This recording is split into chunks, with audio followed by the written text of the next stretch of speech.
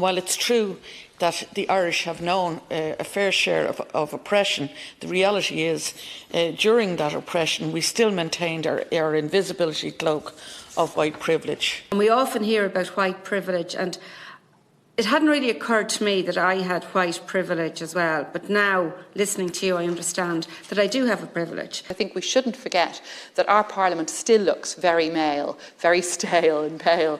Of course you can say that. You're a middle-class white man.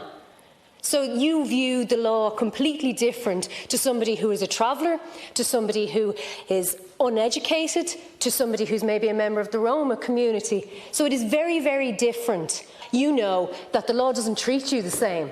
It doesn't treat you the same.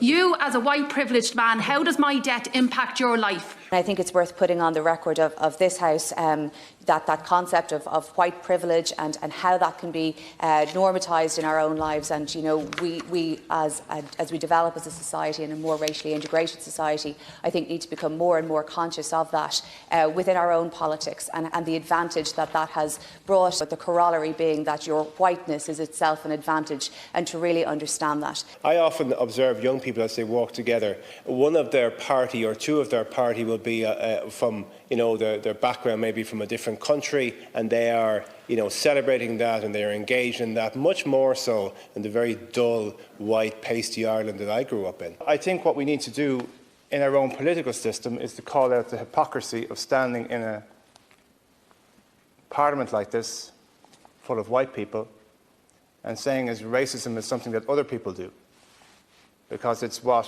politicians here in Ireland do. Because the Ireland that I grew up in was made for people just like me.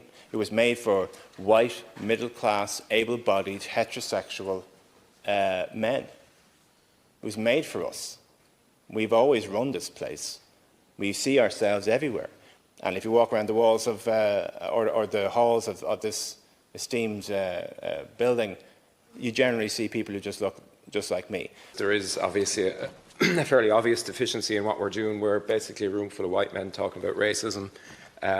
So just to name that. One thing I strongly agree with the Deputy on is the need to set a target to have a number of people from ethnic minorities in areas of the public service. We have a health service that's very diverse, although less so as you go up towards the senior positions.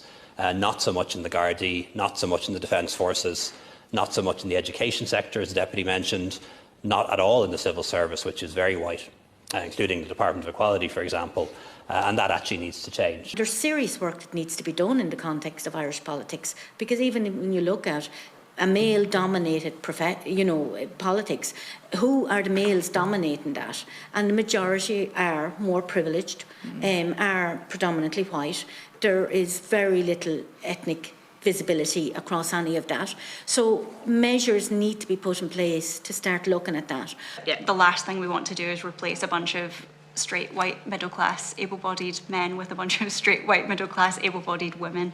I think we need kind of intersectional approaches, but I know that's not what you were. Yeah, I take that point. I was just trying to hone in on that one. I mean, it's vast, but you know, it's made up of a number of elements. Gender is one. Yeah.